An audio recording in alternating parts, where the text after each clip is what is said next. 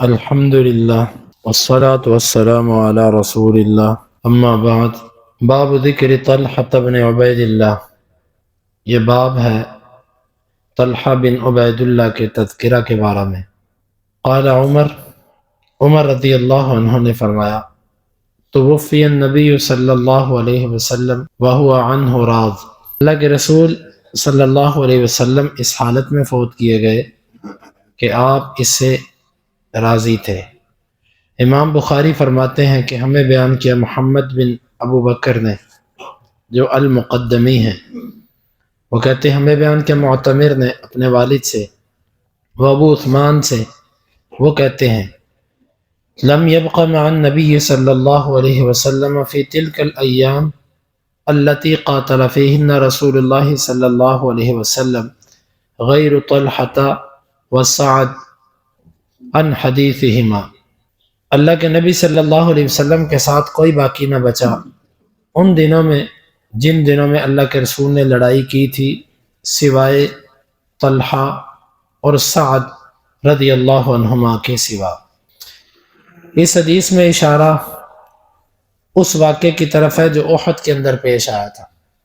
احد کے اندر کیفیت کچھ ایسی بنی کہ مسلمانوں نے جنگ کی، اللہ تعالیٰ نے فتح کے قریب کر دیا۔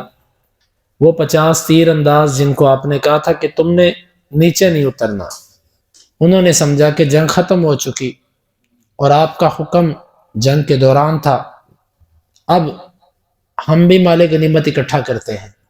وہ سب نیچے اتر آئے ماں سوائے چند کے۔ تو قریش نے پیچھے سے اپنے 2 دستے بھیجے، ایک پہ اکرمہ بن ابی جہل تھے جو بعد میں مسلمان ہوئے رضی اللہ عنہ، اور دوسرے پہ خالد بن ولید تھے جو مسلمان ہوئے بعد میں رضی اللہ عنہ۔ یہ دونوں پیچھے سے آئے، انہوں نے حملہ کیا، آگے سے ابو سفیان بھی اپنے قافلے کو لے کے واپس پلٹ آیا۔ اب مسلمان درمیان میں آگے، پیچھے سے بھی قریش ہے، آگے بھی قریش ہے، درمیان کے اندر مسلمان ہے۔ تو اس وقت یکدم مسلمانوں کے اوپر ایسی مشکل آئی، ایسی پریشانی آئی کہ جو ہر بندہ جب پریشان ہوتا ہے تو وہ حواس باختہ ہوتا ہے، ایک دفعہ وہ گھبرا جاتا ہے، کیونکہ یہ جو جنگ ہوتی ہے نا، یہ جو تلواریں چلتی ہیں، اس پہ سامنے موت نظر آتی ہے، سامنے موت ہوتی ہے، یہ باتیں کرنا بڑا آسان ہے، لیکن جب سامنے موت نظر آتی ہے نا تو اس وقت انسان کی کیفیت کچھ اور ہوتی ہے۔ تو جس وقت یہ کیفیت ہوئی کہ آگے پیچھے سے تلواریں چلنے لگی اور مسلمان بیچ میں آ گئے، تو اس وقت وقتی طور پر تمام مسلمان جان بچانے کے لیے دائیں بائیں ہو گئے، کسی کو احساس نہ ہوا کہ کیا ہو رہا ہے۔ لیکن تھوڑی ہی دیر بعد جب سب کو احساس ہوا تو پھر سب اکٹھے ہونا شروع ہو گئے۔ یہ طلحہ رضی اللہ عنہ ان سعادت مند لوگوں کے اندر شامل ہے کہ جو اللہ کے نبی صلی اللہ علیہ وسلم کے ساتھ کھڑے رہے، ہٹے نہیں۔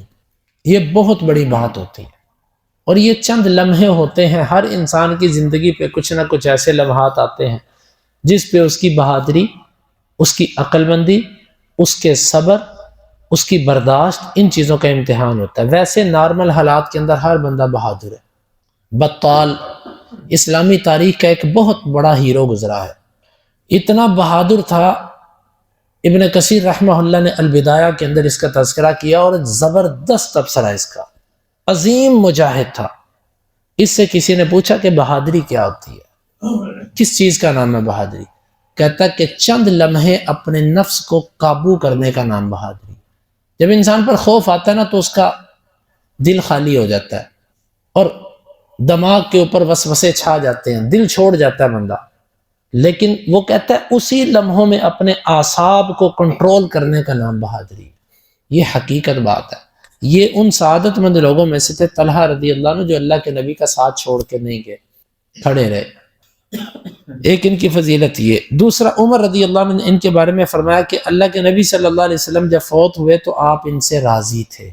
یہ بہت بڑی بات ہے، اور یہ طلحہ ان 10 لوگوں کے اندر آتے ہیں کہ جن کو عشرہ مبشرہ کہا جاتا ہے، 10 جن کو بشارت دی گئی۔ ویسے مبشرہ بہت سے صاحب ہیں، جنت کی بشارت پانے والے صرف 10 نہیں ہیں، وہ تو بہت ہے، لیکن ایک حدیث کے اندر ان 10 کا اکٹھا تذکرہ ہے۔ ایک ایک کا نام لے کے آپ نے فرمایا کہ یہ جنتی، یہ جنتی، یہ جنتی، ایک ہی حدیث میں، اس لیے مشہور ہو گیا عشرہ مبشرہ۔ عشرہ کا معنی 10 مبشرہ جن کو خوشخبری دی گئی، تو یہ ان لوگوں میں بھی آتے ہیں۔ اور ان کی سعادت یہ بھی ہے کہ یہ پورے صحابہ کرام میں سے ان لوگوں میں آتے تھے جن 6 کو عمر رضی اللہ عنہ نے خلافت کے لیے منتخب کیا تھا، کہ ان 6 بندوں میں سے جس کو بھی تم منتخب کر لو ٹھیک ہے۔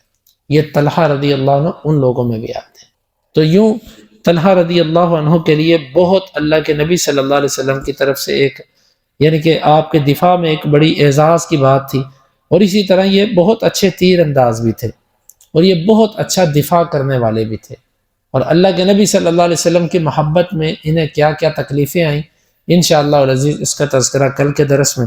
اللہ تعالیٰ سے دعا ہے اللہ تعالیٰ ان احادیث کو سمجھنے کی اور ان کے تقاضوں کے مطابق ان صحابہ سے محبت کرنے کی توفیق عطا فرمائے۔ اللہم انفعنا بما علمتنا وعلمنا ما ينفعنا وزدنا علما وآخر دعوانا ان الحمد للہ رب العالمین۔ حدیث نمبر 3722 اور 23۔